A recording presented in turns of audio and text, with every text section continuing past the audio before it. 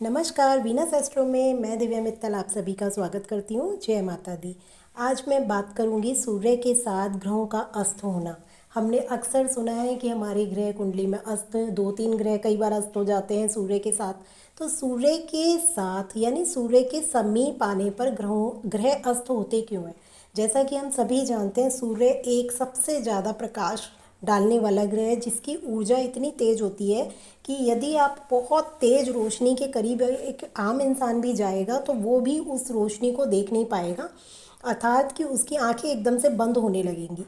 Same चीज़ ग्रहों के साथ भी होती है कि सूर्य देव के समीप जितना समीप ग्रह चला जाएगा उसकी अपनी रोशनी ख़त्म हो जाती है और वो मतलब एक तरीके से वो अस्त हो जाता है। वो देख ही नहीं पाता कुछ, किया जब देख ही नहीं पाएगा तो वो क्षमता क्या रहेगी उसमें।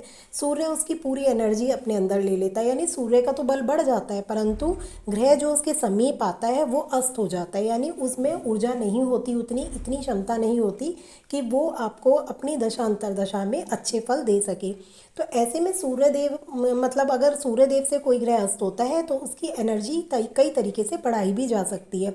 अगर कोई ग्रह अस्त होता है तो हम उसके से रिलेटेड कपड़े पहन सकते हैं, रंग के कपड़े पहन सकते हैं, या आपने देखा ही है रत्न धारण कर लेते हैं, रुद्राक्ष धारण कर लेते हैं, या मंत्रों का जाप करके हम इन ग्रहों की एनर्जी को बढ़ा सकते हैं अगर कोई ग्रह सूर्य से अस्त होता है।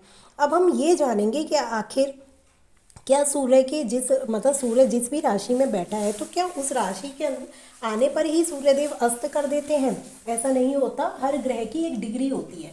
हमने बताया, जैसे ये आप देख रहे हैं ना, हर ये हमारा एक हाउस है, एक हाउस की जो डिग्री होती है वो होती है 30 डिग्री एक हाउस। इसी तरीके से हमारे 12 हाउस होते हैं। अगर आप देखें तो ये 12 हाउस अगर मिला के हम इसको कैलकुलेट करें तो ये 360 डिग्री में हमारा पूरा एक कुंडली होती है, यानी हर हाउस जो होता है वो 30 ही डिग्री का होता है।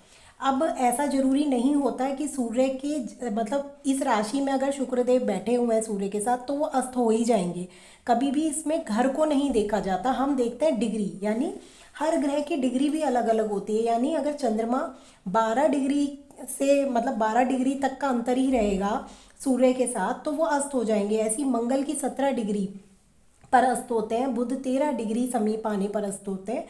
यानी अगर इन दोनों सूर्य देव की डिग्री और बुध की डिग्री में अंतर 13 डिग्री से कम रहेगा तो बुध अस्त हो जाएगा। वो मैं एग्जाम्पल के तरीके से भी आपको समझाऊंगी। और गुरु 11 डिग्री, शुक्र 9 डिग्री, उसी तरीके से शनिदेव 15 डिग्री, इनकी डिग्रियां फिक्स होती हैं। ऑलमोस्ट थोड़ा बहुत ऊपर नीचे हो सकता है क्योंकि हर एक ज्योतिष के जो मत होते हैं कई बार थोड़े से भिन्न हो जाते हैं, क्योंकि चंद्रमा को कई ज्योतिष ये भी कहते हैं कि चंद्रमा अस्त हो ही नहीं सकता, और ऐसा बोला भी जाता है क्योंकि चंद्रमा कभी अस्त नहीं होगा बल्कि एक अमावस्या दोष का निर्माण हो जाता है। जबकि जब कुंडली में सूर्य और चंद्रमा साथ साथ बैठे होते हैं किसी भी राशि में तो हम बोलते हैं कि अमावस्या दोष लगा हुआ है इसकी कुंडली में, यानी इसका मन भी पीड़ित है और सूर्य भी पीड़ित है। इसमें तो दोनों ही एक दूसरे को लगभग पीड़ित सा कर देते हैं क्योंकि ये एक अमावस दोष है। तो इसीलिए सूर्य और चंद्रमा की युति में सूर्य अगर अस्त भी कर दे चंद्रमा को तो भी वो इतना इम्पैक्ट नहीं डालता, क्योंकि सूर्य खुद भी काफ़ी हद तक कमज़ोर यहाँ पर सूर्य चंद्रमा की युति में हो जाता है। अब हम बात करते हैं कि कैसे हम पता करें डिग्री वश। अब देखिए यहाँ पर आप देख रहे हैं कि सूर्य की डिग्री 7 है, सूर्य की आप डिग्री देखिए 7 डिग्री का सूर्य है, और शुक्र देव की डिग्री है 10 डिग्री। अगर हम शुक्र की डिग्री, इन दोनों की डिग्री में आप देख ही सकते हैं कि 10 - 7 दैट मीन्स 3 डिग्री का ही अंतर है। और शुक्र की मैंने डिग्री बताई, अगर 9 डिग्री तक शुक्र का अंतर आएगा तो शुक्रदेव अस्त हो जाएंगे। तो यहाँ केवल 3 ही डिग्री, यानी ये तो बहुत ही समीप है, मतलब अंतर है इनका। 9 डिग्री से अगर ये बाहर आता तो वो अस्त नहीं होते, चाहे वो एक ही घर में क्यों ना बैठे होते। तो इस तरीके से शुक्रदेव यहाँ अस्त हो गए। अब यहाँ आप देखिए कि एक ही घर में बैठे हुए हैं सूर्य और बुध, परंतु अस्त नहीं है। तो वो क्यों? क्योंकि इनकी डिग्री का डिफरेंस देखिए 27 - 2 दैट मीन्स 25 डिग्री दूर हैं।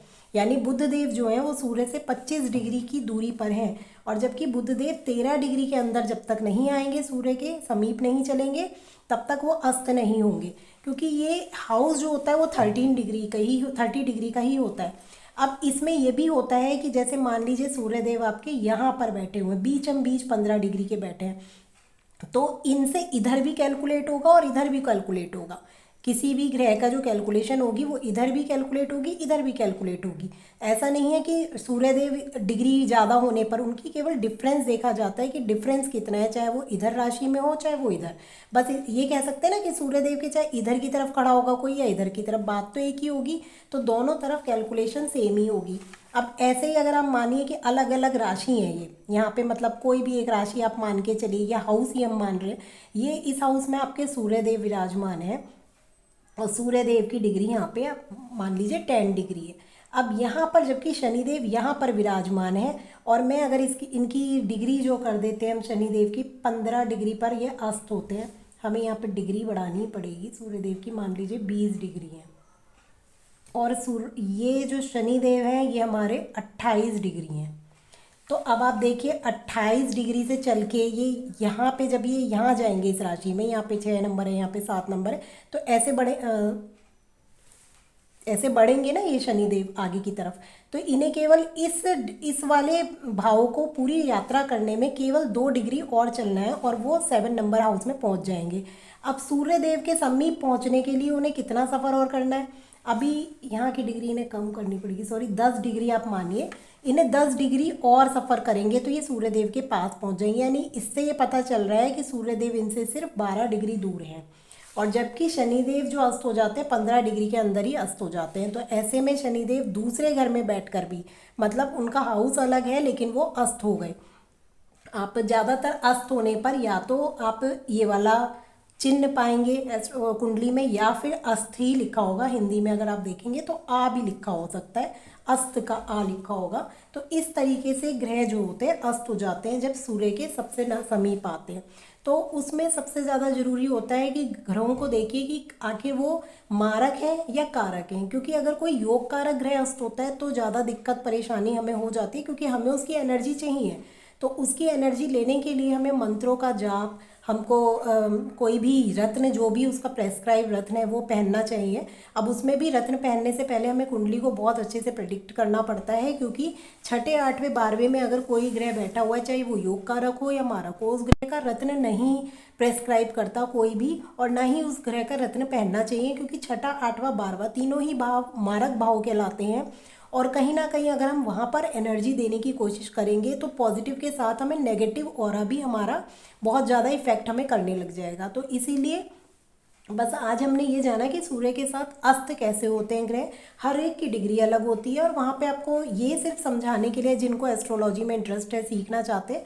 अदरवाइज़ यहाँ पे हमें जब हम लग्न कुंडली देखते हैं तो हमें कैलकुलेशन की ज़रूरत नहीं होती, क्योंकि वहाँ ऑलरेडी अस्त और ये सब मेंशन किया होता है। बट ये एक सीखने का तरीका होता है कि हम कैसे जानें कि कब अस्त होता है, क्यों अस्त होता है। तो ये 30 डिग्री का मतलब एक तरीके से रूम समझ लीजिए या भाव समझ लीजिए, बस उसी में हम देखते हैं कि डिग्रियां आगे, हमेशा ये 30-30 डिग्री का करके ग्रह आगे चलता है। तो आप इस तरीके से आज आपने जाना सूर्य के साथ किस तरीके से ग्रह अस्त होते हैं और क्या क्या हमें वो फल देते हैं। हमें सूर्य के समीप जितना कमरे में अगर बहुत तेज़ रोशनी अगर जला रखी है आपने, बहुत सारी रोशनी है, और एक छोटा सा कैंडल उस कमरे में जला दी जाए, तो आप खुद सोचिए कि अब वो कैंडल आपको रोशनी देगी उतनी, क्योंकि इतनी तेज़ चमक में उसकी मतलब रोशनी ही नज़र नहीं आएगी। और वहीं अगर एक बंद अंधकार कमरे में एक छोटा सा दिया भी जलाएंगे ना, तो उसकी लौ का आपको दूर तक दिखेगी और वो रोशनी भी नज़र आएगी। तो वही हर चीज़ आप अपनी लाइफ से अगर इसको जज करने की कोशिश करेंगे तो इस कुंडली को, यानी अपने लगन को, अपनी कुंडली को, अपनी राशियों को बहुत अच्छे से समझ पाएंगे। नमस्कार।